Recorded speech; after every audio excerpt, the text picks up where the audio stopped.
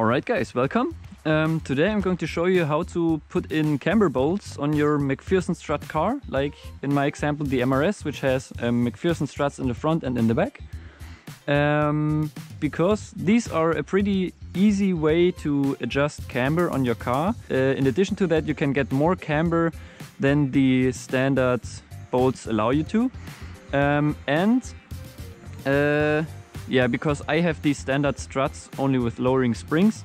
I don't have the adjustment for the camber on the top, which some aftermarket coilovers have. So yeah, that's what I'm going to put in. These are from Powerflex. Don't do the same mistake as I did. I bought 15mm screws or bolts for the front and the rear. But on the rear they fit and on the front they don't. I need 14mm bolts for the front, so I have to return these. And yeah, I'm going to show you everything on the rear because the process is the same on the rear as in the front. So yeah, I would say let's jump right into it. The first thing is to take off the wheel, and yeah, then I will show you how to put the bolt in. Alright, so how this system works is you have this bolt, which is a little bit narrower than the standard one, but you have this lobe right here. And in addition with that little pin, you insert it like that, and then by turning the bolt, you turn this point in or out. So yeah, that's what we're going to do. We're going to replace this, take this one completely out and just loosen that so everything can move. So yeah, let's do it.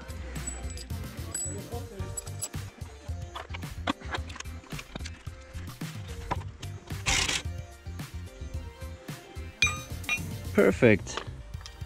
This washer is broken. Now look at that. Holy shit. I've never broken a washer before, but that seems like it rusts on the surfaces, so it must have been broken for quite some time now. Yeah, we don't need that anyway. So we're going to remove that. I will reuse this one, so yeah, let's keep that. And now we're just going to loosen the bottom, and oh yeah.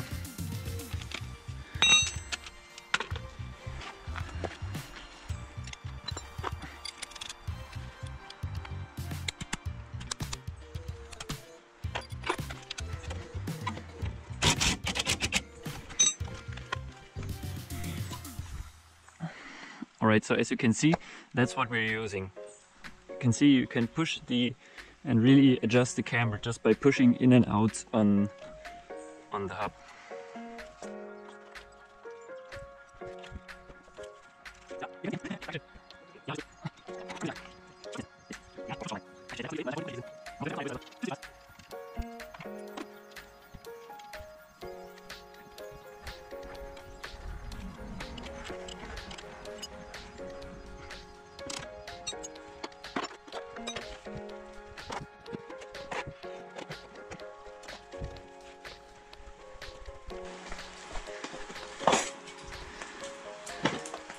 Yeah, I would have used this thing, but as you can see, it's already in use, so I will have to wait until it stops raining. Yeah, bullshit. It wasn't supposed to rain today anymore. But yeah, that's how it is working on a car without a shop. That's how it is. Can't do anything about it. So I'm not gonna cry about it. Taking a little break and continuing later. Stay inside. Meanwhile.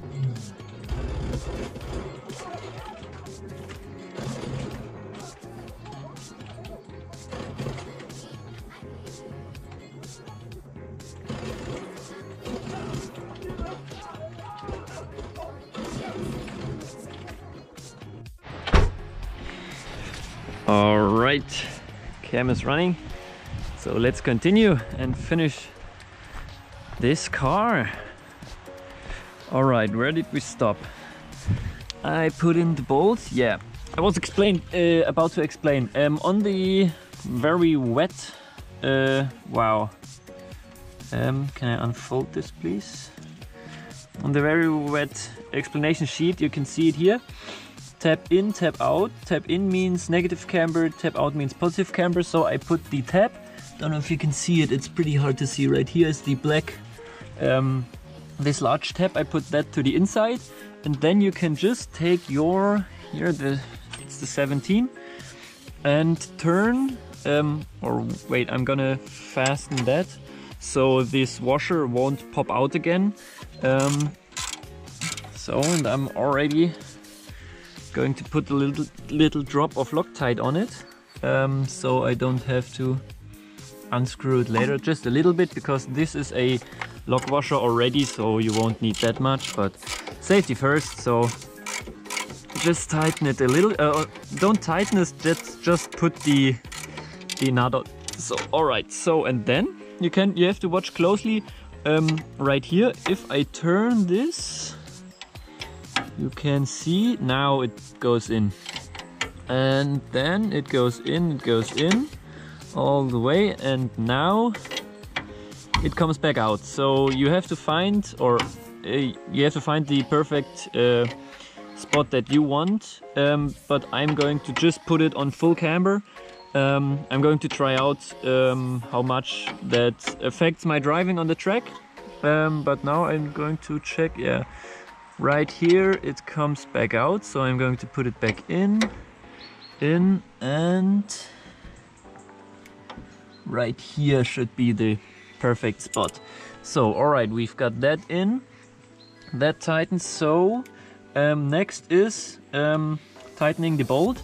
This one, you can check here, these are PFA 115, so these take 120 Newton meters or 70 foot-pounds.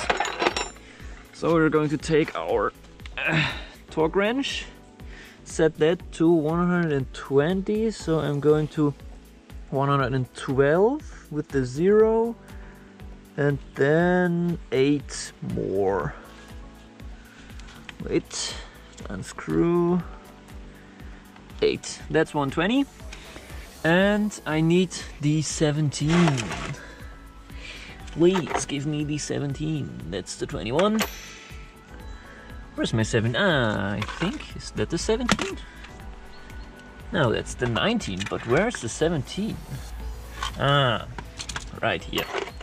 That must be it. Yeah, perfect.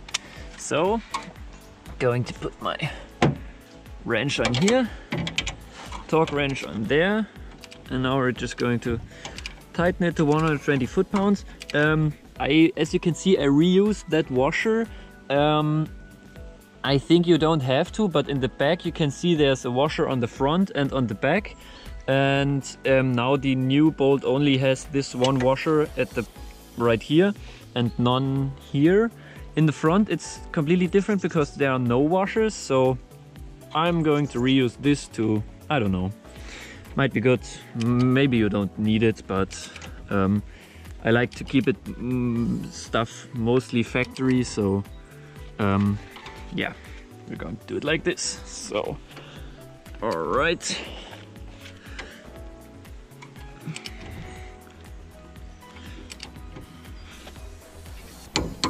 there it is, 120 Newton meters. So now I'm going to unscrew the lower bolt a little bit, because, come on, I want to put a little bit of Loctite on that too, so nothing comes apart. Just a little bit. You shouldn't use too much, because these tend to rust already. So if you put a ton of Loctite on it and then you get the rust, you will never get that off. But just a little drop. So was too far. So all right, now gently. Whoop, wrong side. Gently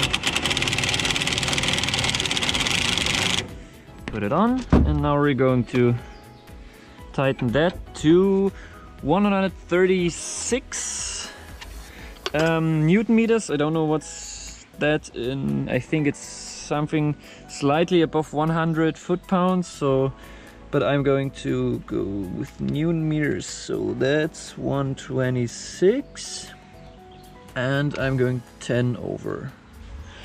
All right, so let's do it.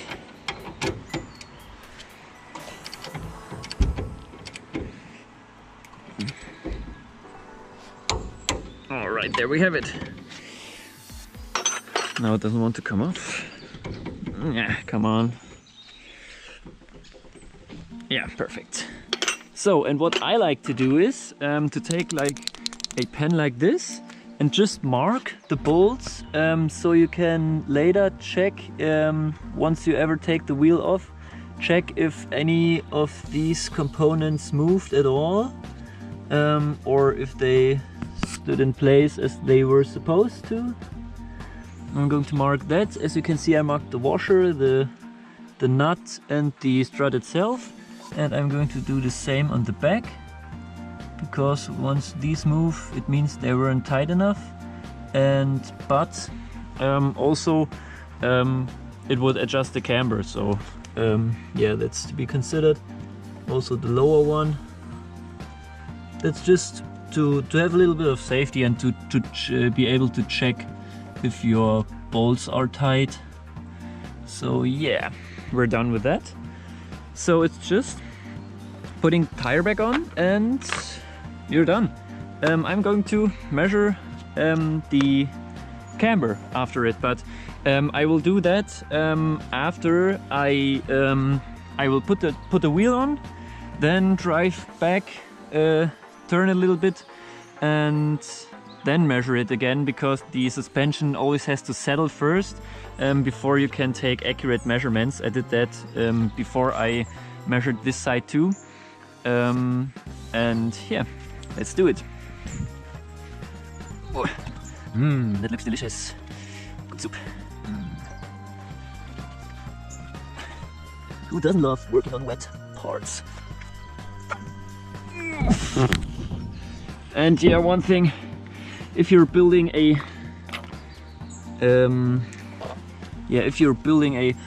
track car, I wouldn't recommend the Keskin KD1 wheels, because they are quite heavy. I think they're also a little bit heavier. I think I'm going to dry the studs before I put those in and blow those out with compressed air, so those won't rust. But they're heavier than the factory wheels, I think, so I wouldn't recommend them on a street car, on a track car, but mine is mainly a street car that I take to the track, so aesthetics were yeah, more aesthetics than use on that one, but yeah, I'm happy with that. So maybe I will get a towel and dry those off.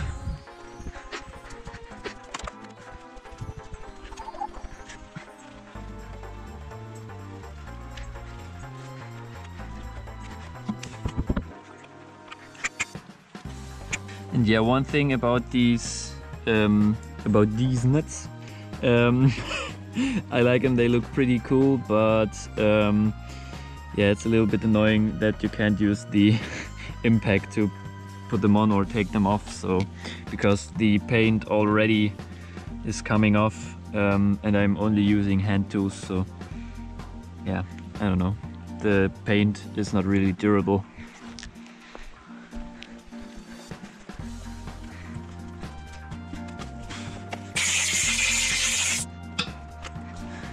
But what I like about them is, as I said, they look pretty nice, and they're also steel nuts, so they are legal in Germany, because as far as I know, yeah, aluminium lug nuts aren't legal in Germany, because Germany says no.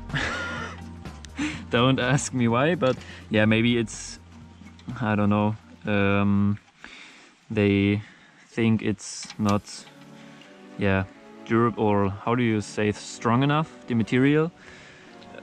But yeah, don't ask me, it is what it is and we can't do anything about it. Now, where is my key for the wheels.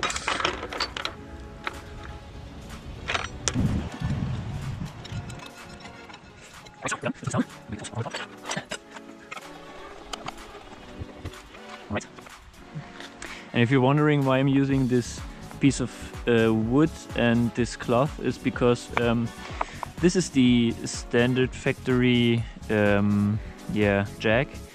I want to keep it in a nice condition, so I'm going putting the wood under it, so the bottom side doesn't get scratched up that much. It's already a little bit, but yeah, and I'm putting the cloth on top so I don't damage the paint on the car or the undercoat, and also not the jack, because I like to keep my stuff clean. So yeah, let's settle the suspension, check if there's nothing under the car anymore. Alright guys, there you have it. That was the install of the bolts. The video had like a pretty abrupt end because I've filmed a lot more. Also mainly explanations about setting up the camber or measuring the camber, and yeah, adjusting toe, and a lot more theory about that. But that was many things that also I only learned in the process. So the video got really long, so I'm dividing it into 2 videos. So you have just that was just the installation video, and if you're interested in all the theory behind everything and why I set up the car like I did, or why I did stuff by myself with the alignment and everything, you can check out the next video, which will be coming out in a few days. So yeah, I would say thanks for watching, and maybe see you in the next one. Bye!